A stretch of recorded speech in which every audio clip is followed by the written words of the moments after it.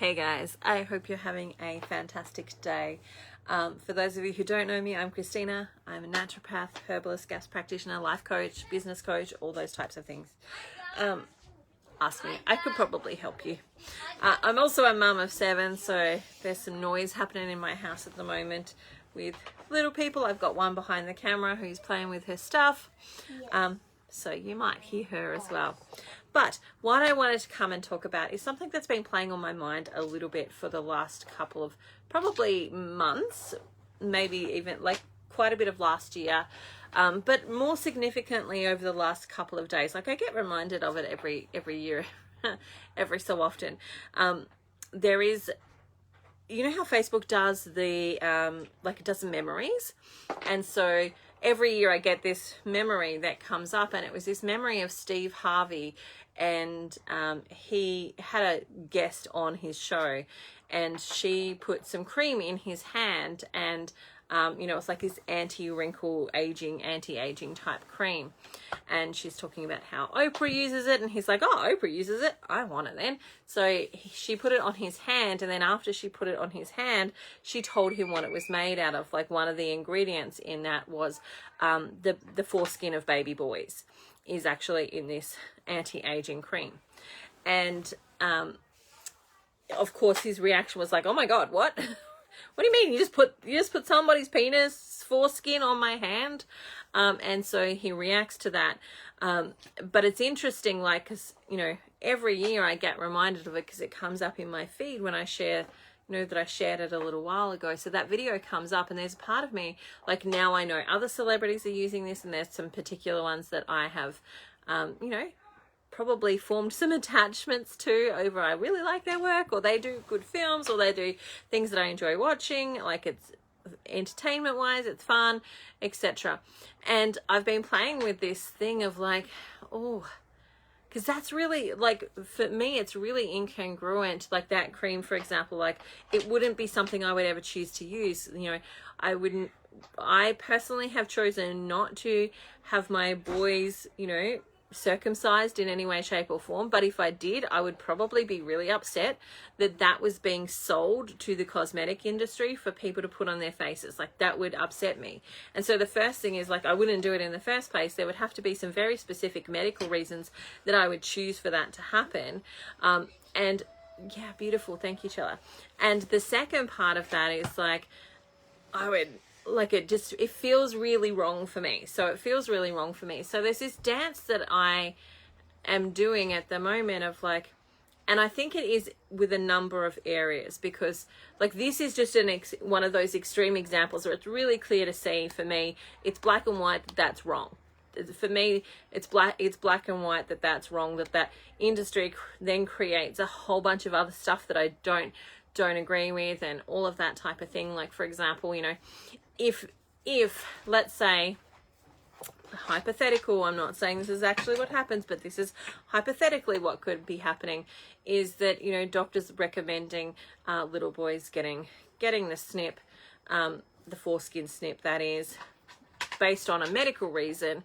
How do we know that their medical reason is actually really true if there's likelihood that that doctor's going to get paid for that procedure? So they get paid for doing the procedure, but then they also maybe get paid for providing that foreskin to some cosmetic industry that's going to use it in, you know, a way that feels not so great for me. Like, how do we know that that line is that people are actually getting the right medical treatment or the right response if there's some money tied up in that? So there's always like a little bit of questioning there for me as well from that point of view. And anyway, so my whole point really is getting to this thing of like throwing the baby out with the bathwater, because, like, you know, I don't want to do Oprah's skin treatment regime because there's stuff in there that doesn't feel congruent with me, that feels like not so great. But at the same time, she says some really amazing stuff. So I don't actually want to discount everything that she says, because she does say some really powerful, impactful stuff. She's created some really amazing resources for people. She's, you know, I remember watching her as a kid and going, yes, that really got me into thinking about why people do the thing that they do. And so I'm dancing with this space and trying to figure out for myself, like, where does that line lie? And is there even a line? And I don't know the answers to these questions, but I'm just questioning, and I'm just asking them and seeing what comes up and where that comes up, and so on. And I wonder if you guys have been questioning that as well, whether you've been seeing this thing as well, where you can see that there's some things that aren't congruent with you, but there's also some things that actually are, and recognizing that people as a whole are multifaceted people. Like, we're not just one element. We're not just like pure evil, and we're not just like pure good. We are a mix of all of the things that are a part of our life. We're a mix of everything. And, you know, where is that line of us accepting everything that somebody says and also not accepting anything that somebody says? Like, where is that line? Because I think there is some truth in everything. Like, you know, even if we're looking at the biblical principle, the devil hides a lie in between two truths. And so that's the clever way of doing it, hiding the lie in between two truths. It's that sandwich. And so I'm dancing and I'm trying to figure out for myself where that is, because, and I think the answer is, and I'm not landed on this, I'm just still playing with it, but I think the answer actually lies in us being consciously aware of, does that fit with me? Does that fit with what actually I believe to be good and wholesome and whole and loving and kind and generous and wonderful on all of the things? So not just accepting that because this one person says this one thing that's really actually fabulous, that everything that they say is actually fabulous, or everything that they do is actually fabulous, so therefore we should do that too. Or creating this excuse that, oh, well, Oprah does it, so it must be okay. Because for me, it's like, no, it's not okay. It's not okay. But there are some things that she does that I love, that I think have been fantastic.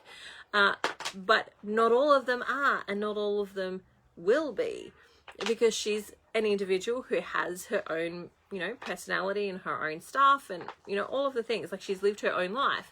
So there's different learnings there for her. There's different things that she's been through. And there's some things that she's okay with. There's some things that she's okay with that I'm not okay with. And I think that that's where it really lies. And I think the answer to that question is consistent checking in, consistent conscious awareness of it. And I would love to hear from you guys, because, you know, I think a lot of you are really free thinking people who are consciously aware of a lot of things. And I would love to hear where you're sitting with, you know, this whole, not everything that comes out of somebody's mouth is amazing. But that doesn't mean that nothing that comes out of their mouth is amazing either. Like, doesn't mean that none of their thoughts are actually worthwhile listening to, or should be, you know, validated or anything like that, because they hold some that you don't agree with. And so there's this kind of dance that I think happens for us where it's, hey Debbie, nice to see you here, where it's really easy for us to go, oh, they've said this one thing that they don't love. And I had this happen to me actually the other day on my own Facebook page, where I shared on my private page, where I shared like a post. It's like a comedian post that happened, I think maybe 3-4 years ago, where Centrelink did this thing where they Centrelink and the tax agent's office went hand in hand, and they actually sent out a whole bunch of letters to a whole bunch of people saying that they owed them a lot of money, when actually they didn't. But they did it right on Christmas, when people were really stressed about money. Actually, quite a few people committed suicide based on this information, this letter that was sent out to them, because they were scared and they were frightened. They were like, oh my God, I can't even possibly imagine ever being able to pay that money back. Plus, now I have no Centrelink payment in order to even consider paying that back in any way, shape or form. And it was a really scary thing that happened for a lot of people. So there was this, you know, a group that created a comical skit around it, which I thought highlighted a lot of the actual things that happened in that situation, that brought some light to it, that communicated it, and also, you know, highlighted some of the shortfallings that happened in that place. And there was one person who is a friend on my friends list. I have lots of friends on my friends list. There's nearly 4,000 people there on my friends list. And I don't know all of them personally. So this was one of those people that I didn't really know personally. And she commented, I can't be friends with anyone who supports this group, because she didn't like the ideology of the group that created the skit. The skit itself was actually really quite accurate, but she can't be friends with anyone who supports this group. And I went, that's really interesting, because I think that we are in this cancelling culture where if somebody says something that you don't agree with, then everything that they say or do you don't agree with, and we cancel them out. And that's of course what this lady did for me, which was no big loss because I didn't know her anyway, and they've got 4,000 other friends. It was no big loss, but it just highlighted to me again that moment of like this cancelling culture that we actually have, of throwing everything out with the bathwater and not being able to communicate and talk and figure things out and have some discussion around any of those topics. Like, yeah, I don't agree with maybe some of the other things that this group put together, but that doesn't mean that this thing that they created I should throw out either.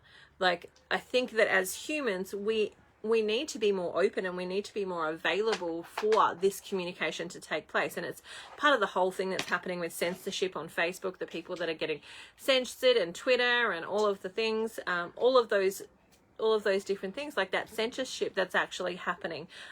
Google admitted that they had been censoring news reports from South Australia. So if you jumped on Google and you typed in looking for some particular news reports, like they'd put them right at the bottom, and they admitted that they're experimenting with this censorship. And we know that they've been doing it for a long time. Like they do it in all sorts of different ways. Some of it is by having the paid thing. So if you pay, you get in the top of the page. But then, which means it pushes down everybody else whose searches might come up. We know that they give higher scores to particular things that are in alignment with them, and smaller scores, algorithm scores, to things that aren't. And it's the same with Facebook. Like, we know that this stuff is taking place. It's not hidden. It's, they're talking about it. They're even telling you that it's there. But this censorship that's taking place, and I had a discussion with this, I think it was on the Sky News thing, where I said that, whenever we need to shut down and we need to suppress the voices of the other people, then we know that there's a problem. And what we're really doing is limiting our ability to expand as a culture, because it's by understanding other people's viewpoints that we actually also refine our own viewpoint, and we are also able to look at it from a slightly different way than maybe we didn't consider at all before.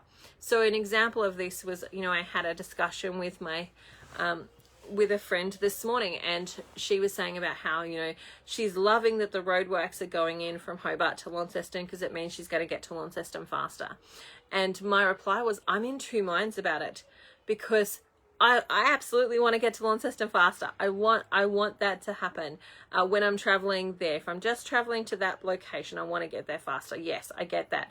But the other part of me knows that because that roadworks has gone in, it used to be that to get to Hobart to Launceston, you would go through all these small towns. And those small towns it served a whole bunch of purposes going through those small towns. One, that was just the road. Two, you would stop and you would go, okay, we've driven for like an hour, let's have a break, we'll sit here and we'll have something to eat, we'll go to the toilet, we'll support the local businesses in this little town. The other thing was that it reduced driver fatigue, because you stopped or you had things to look at.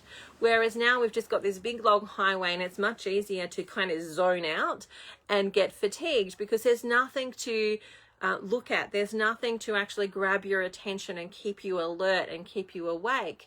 Not that, you should definitely be staying awake at the wheel, but there's nothing there that's from an outward way that's actually consciously keeping you there, because it's not coming into your consciousness. And so we are, likely to experience more driver fatigue, more accidents and those types of things. But what we're also doing is we're cutting off the economy for these little small towns that had developed and built businesses along the way. And so there are both sides, and there's many sides, and there's many facets to all of the arguments that we actually are experiencing. And when we shut down, suppress, and censor the conversations, we don't get to see those points of view, and we don't get to then like either strengthen our own point of view by going, I see what you're saying, but I think even more that it's wrong. And we don't get to actually hear what the other people's concerns are. And, you know, as a mum with a child who was vaccine injured, like, I've felt suppressed most of our journey. Like, you know, I get over it because for me it's too important to stay silent. But I know for many of my friends that they've stayed silent because all they get is the hate, and they just don't want to deal with the hate anymore, instead of being heard, instead of being listened to. And it's not that our talking is trying to change your mind for your own decision, but maybe being open to what other people are doing and why they are choosing the things that they're choosing. And so by not listening, by censoring, and by doing all these things that we do, throwing the baby out with the bathwater, having this cancelling culture where we're cancelling people because they do one thing that we don't agree with, and not looking at them as an overall, or looking at the bits that we can take away. Like, it used to be like, always look for the bright side. Well, I think we've maybe stopped looking for the bright side, and we're looking for all the darkness. So we see the darkness and we cancel everything because of the darkness. And I think, yeah, you're right, Deb. They discount all that has been said and shared is very immature, because it's from, like, that's the space where we grow. The space that we grow is by standing upon the things that have gone before us. And like, I could talk about this forever because I see it happening in so many different areas. Like, even when it comes to inventing, like, every business wants to invent the next big thing. Every business wants to invent the next Google, the next Facebook, the next big thing. But at the same time, they're also criticizing and keeping their artists or their creators or their inventors small, because if they make a mistake, it's like, whew, you're out. And so we don't then get to develop more exciting new things. We don't get to see creative solutions to stuff because we're too afraid that we're going to be the next thing that's cancelled. We're too afraid that we're going to be the next thing that doesn't exist anymore because we made a mistake, or we came up with an idea that, you know, didn't stand the test, that didn't, you know, last. And we forget that it's actually, you know, all of those people that created anything worthwhile, they created a whole lot of things that weren't worthwhile before they finally landed on the thing that did work, the thing that did happen. And yeah, it's trying to control us. And we as a whole society miss out when we do that.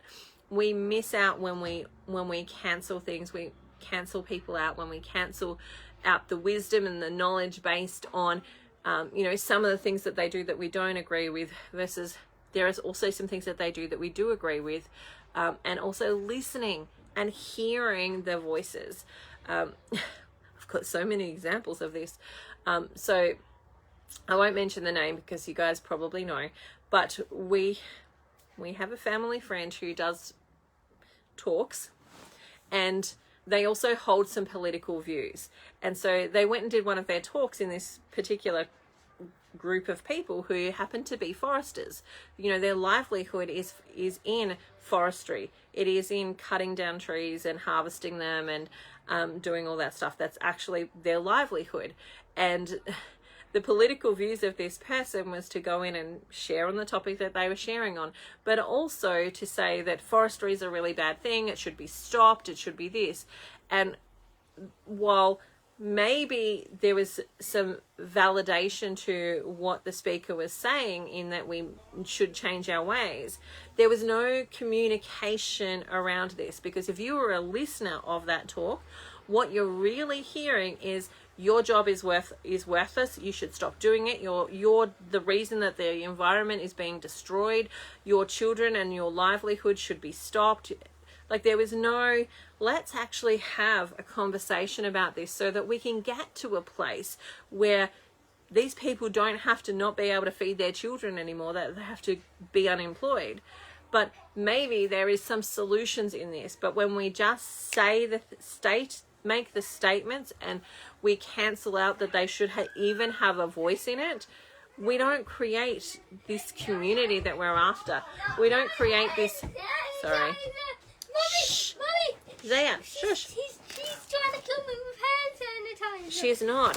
Oh my gosh. Get out, please. Quick. This is life with 7 kids. Oi, come on. How'd she go, Zay? She's not spraying hand sanitizer. They're just flicking water. Anyway. But yeah, when there's no communication and there is no openness to be able to see things from the other side and, you know, actually discuss things, then we can't get to this solution that actually is better for everyone. We can't create this better community overall when we don't allow those conversations to take place, which is the problem with the censorship. And look, when I'm talking about censorship, there, like, I don't want to see child pornography on the thing. That stuff should definitely not make it there. But general conversations, general connectiveness should definitely be available, and voices shouldn't be shut down, because a lot of those voices are actually representative of a whole bunch of people as well. Yeah, so some people are just blindsided. They're not open to conversation. Absolutely. And I think that's where our growth is. I think our growth is actually being open to hearing other people's points of view. Does not mean we need to agree with them or that we accept their point of view as being right, but actually being open to listening to it means that we then can say, well, I've heard you. There's nothing in what you've said that actually convinces me that what you're saying is good for everyone, that it is any of those things, but I've heard you. And for many people, that's the thing that they just want, is they want to be heard. I know, you know, from my experience with, you know, challenges that I have been through, it's just half the time it's about having somebody hear you, having somebody actually take the time to listen. And then you're actually able to move into that space of going, so what do you have to say? What things have you got to add to this? And so I think that's the dance that I'm kind of doing at the moment, is really going, what bits of this am I keeping? What bits of this am I letting go of? What bits do I not agree with? Where do I actually want to stand on these things? And not throwing the baby out with the bathwater, like still being able to take the pearls of wisdom that are there without going, well, everything that comes out of your mouth should not come out of your mouth. Like, you should have no right to talk. And being able to move to that space of negotiation and listening to our fellow man. There was a beautiful thing that I heard quite recently, which was, we're all in the same race. Like, you know, we're all on Team Human. We're all on Team Human. But actually we pretend as if we're not, because we're like, all like, my team's better than your team. And, you know, this ideology is better than this ideology, when all ideologies have some flaws. All of them have some validity as well, but all of them have some flaws as well. And we don't get to better places if we don't actually have discussions, and we're not allowed to debate. We're not allowed to express our opinion. And we in ourselves, like, there are things that, like, I remember before I had children, the thoughts that I had about children and about vaccinations and about homeschooling were very different to the ones that I have now. But it's only been through experiencing it and having discussions with it, and then being able to be allowed to change my mind, have I been able to change my mind. Like, if I was stuck in, well, you said this once, so forever you believe that to be true.